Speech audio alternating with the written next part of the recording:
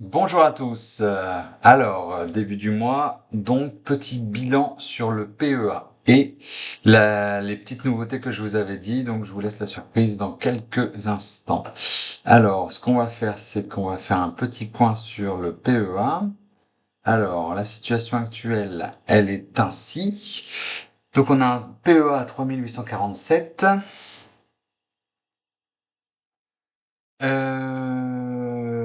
10 centimes, évidemment. Et alors, on voit qu'on a, oui, un gros solde d'espèces parce que je vais faire des virements. Du coup, je vais faire des virements parce qu'en fait, ça, ce que vous voyez, ouais, c'est la petite surprise.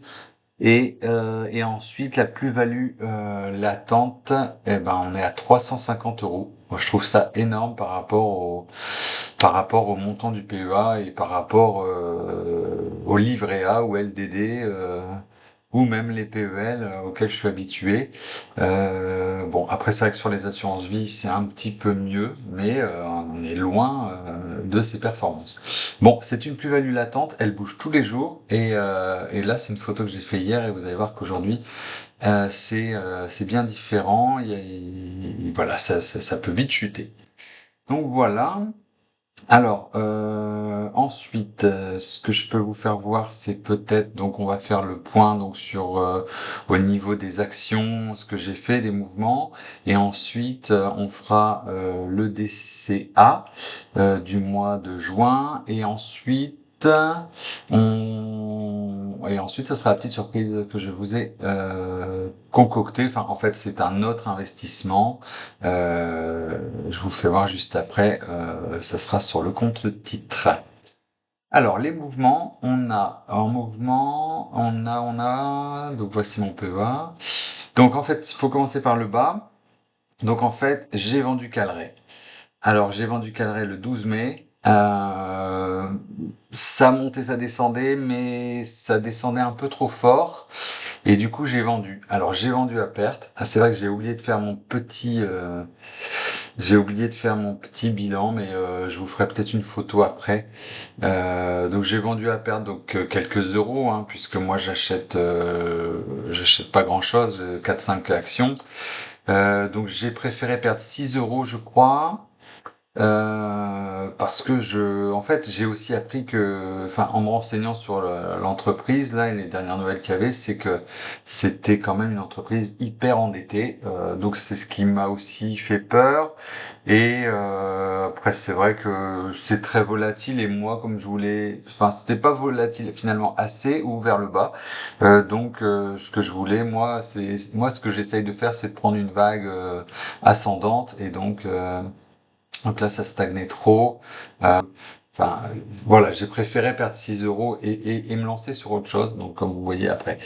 Alors, du coup, je m'étais renseigné sur des actions pharmaceutiques et notamment Nanobiotics. Je voulais la voir aussi parce qu'en fait, il y avait eu, attendez, il y avait eu aussi une promesse de vaccin contre les cancers, je crois, et donc ça a fait monter en flèche. Mais en fait, moi, je suis arrivé au plus haut et elle a arrêté de monter.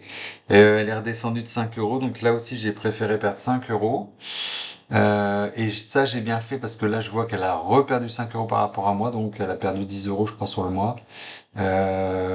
Donc ça, c'est sans regret parce que vous voyez que je l'ai revendu tout de suite.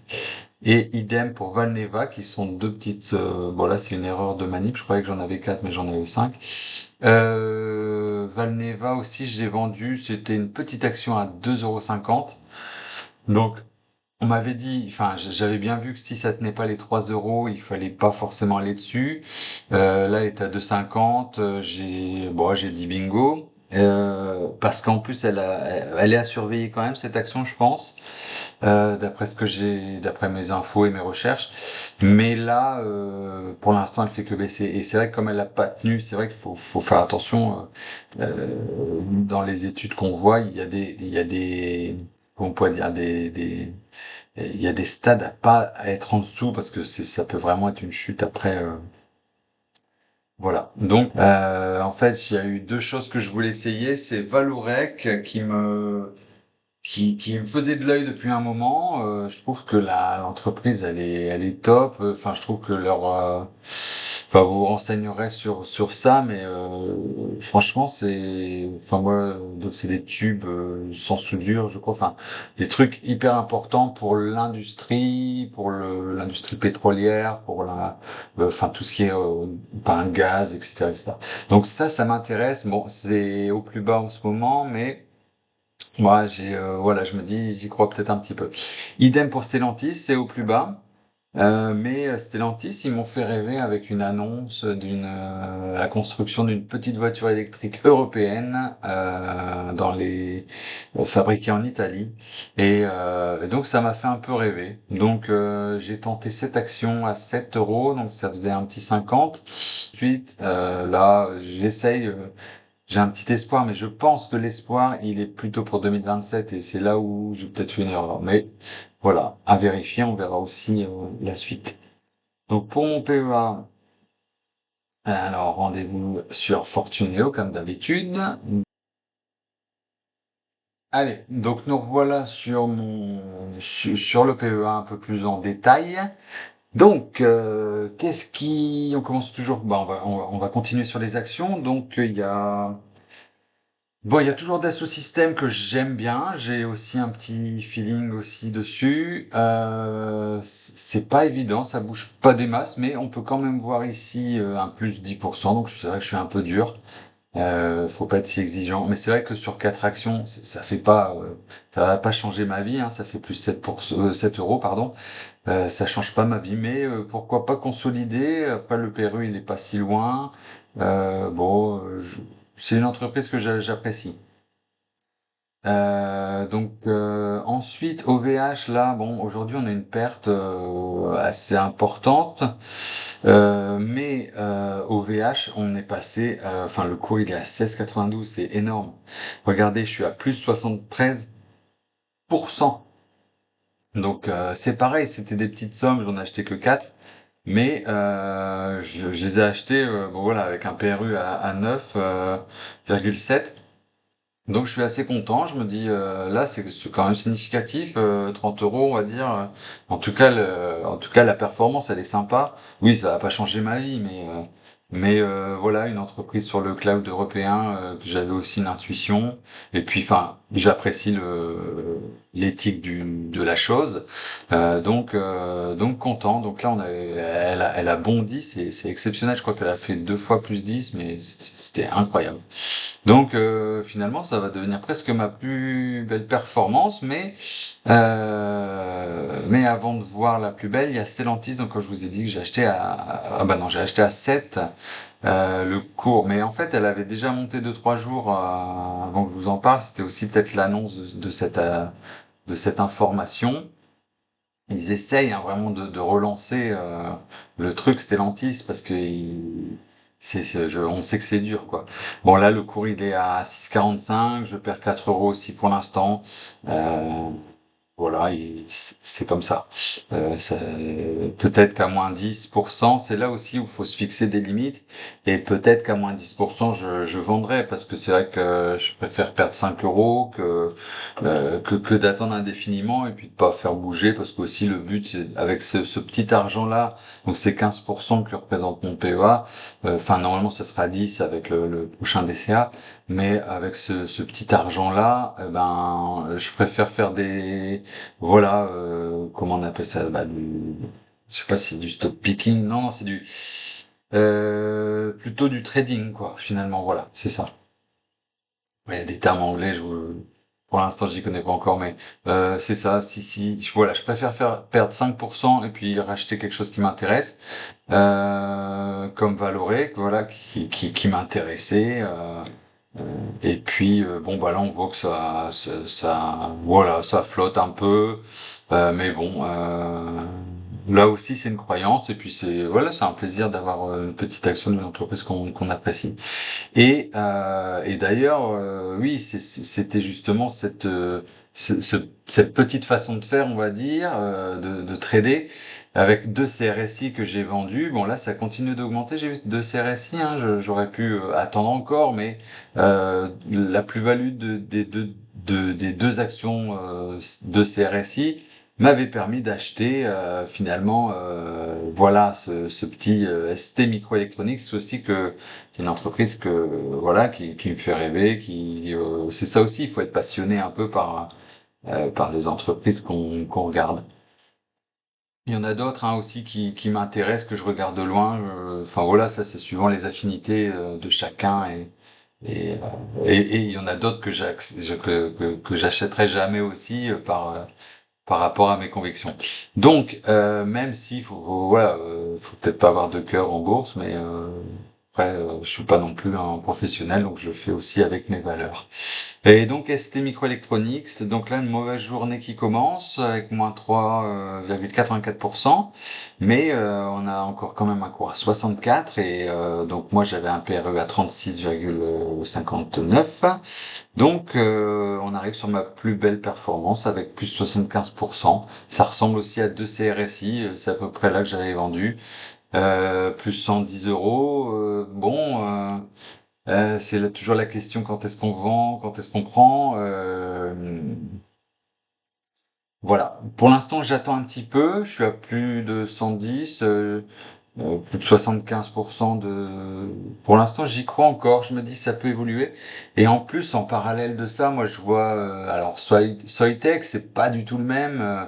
Mais c'est vrai que quand ces entreprises-là, un peu numériques et électroniques, même les enfin, je sais plus, mais même comme OVH finalement, hein, l'IA et tout ça c'est lié. L'intelligence artificielle, ben on voit que franchement c'est vrai que ça monte pas mal quand même hein, l'électronique. Donc je vois qu'il y a une vague quand même assez forte là-dessus autour de l'IA et donc essayer de prendre aussi la vague. Donc une entreprise qui me fait rêver aussi, c'est ah là là, j'ai oublié. Mais ça faudrait que je vous fasse voir après dans mes. Mais c'est une action à plus de. Elle doit être à 1500 là bientôt. C'est une ASML. Voilà, c'est ça. Ça, c'est, je trouve aussi, c'est exceptionnel. C'est une entreprise exceptionnelle qui est vraiment le leader sur.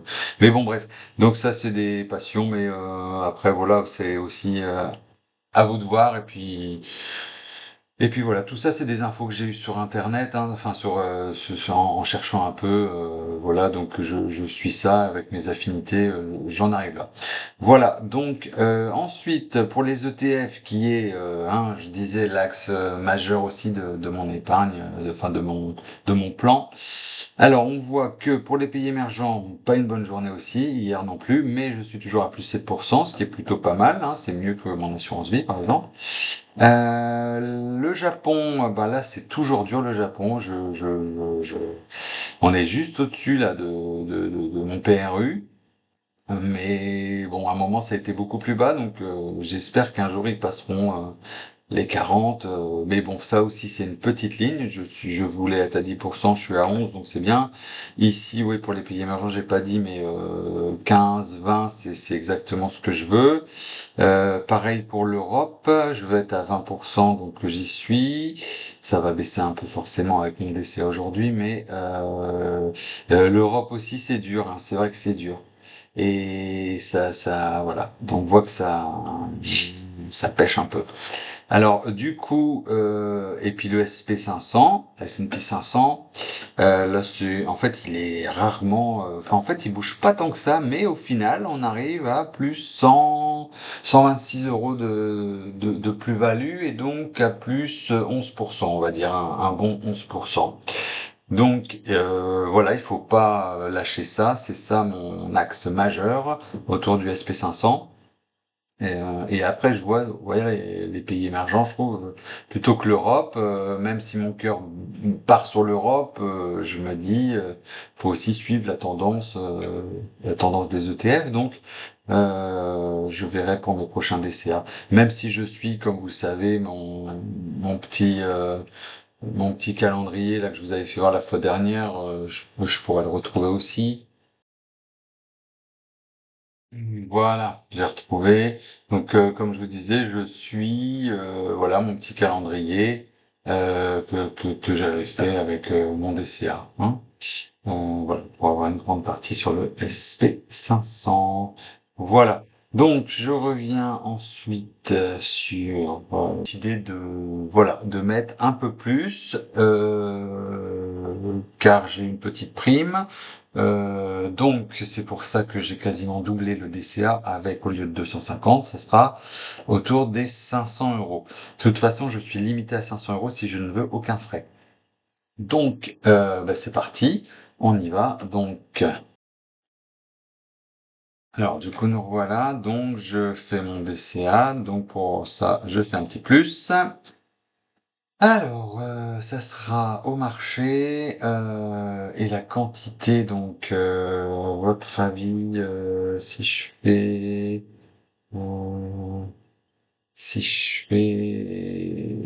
moins 80, je pense 79. Oui. Ben voilà, 79 c'est très bien, 80 ça sera 503. Non, ça passera pas. Donc il faut que je sois en dessous des 500, donc j'y suis. Ok, c'est parti, on valide. Donc je suis bien sur l'SP 500. Ok, c'est bien ouvert. En plus, ça sera en direct pour une fois. Ah, vous dépassez votre couverture autorisée. Qu'est-ce qui se passe? C'est quoi ma couverture? 78 pour 490 euros de montant estimé. Je valide. Ah, vous dépassez encore, c'est pas normal, ça. 490. Il n'y a aucun frais, normalement, dessus. Euh... Bon, je vais essayer, alors. Il y a 75 pour faire des choses rondes. Ah, 75, ça passe. Donc 471. J'ai peut-être mal regardé. Hein. Bon, c'est pas grave. Je traîne une petite action avec le reste. Donc je confirme bien. Alors, sur mon PEA, on voit normalement que ça a dû passer. Et oui, c'est passé. C'est passé. Enfin, je pense, mais oui.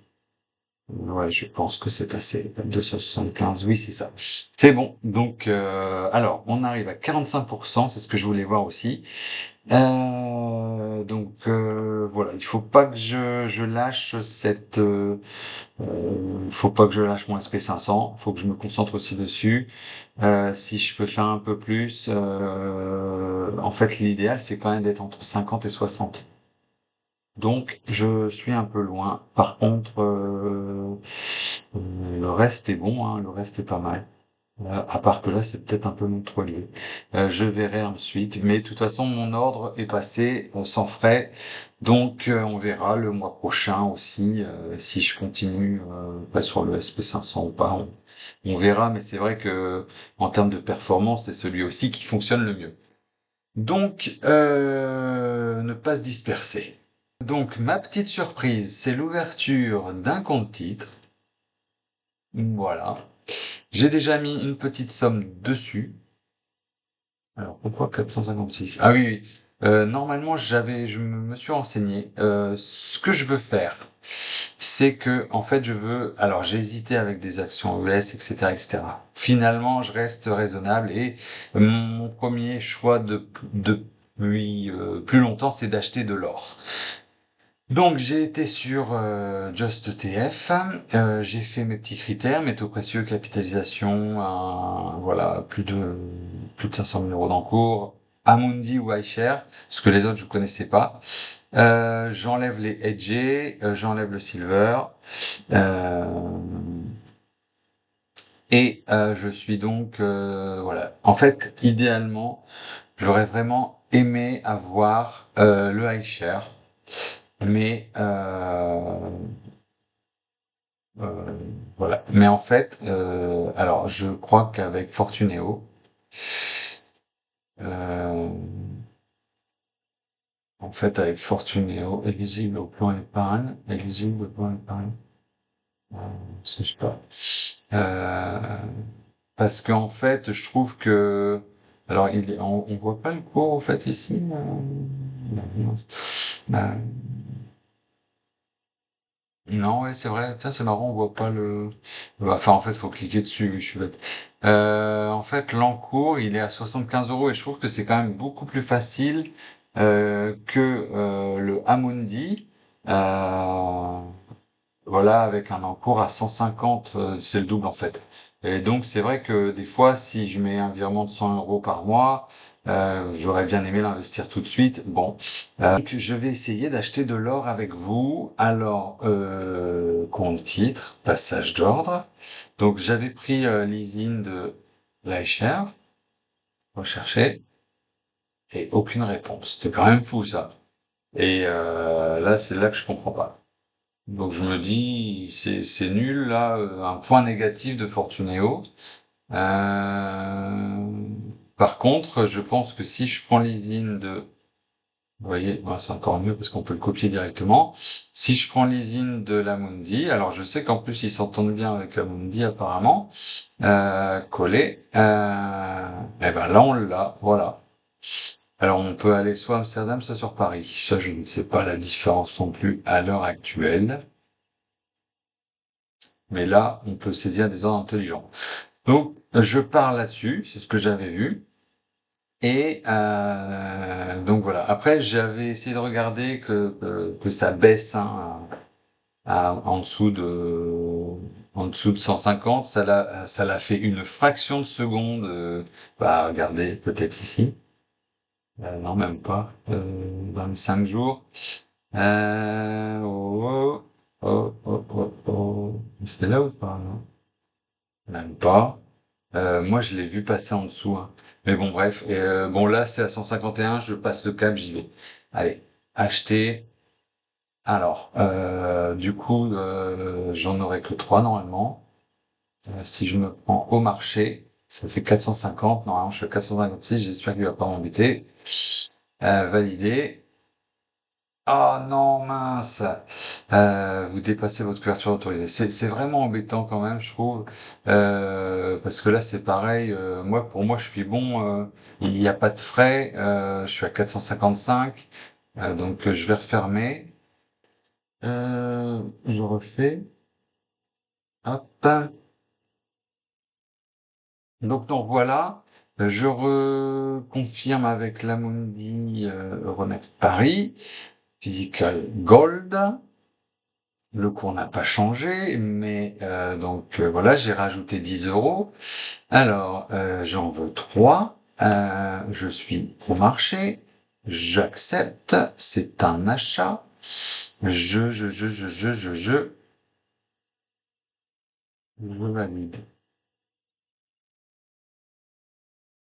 Dépassez votre couverture. Ils sont durs, hein.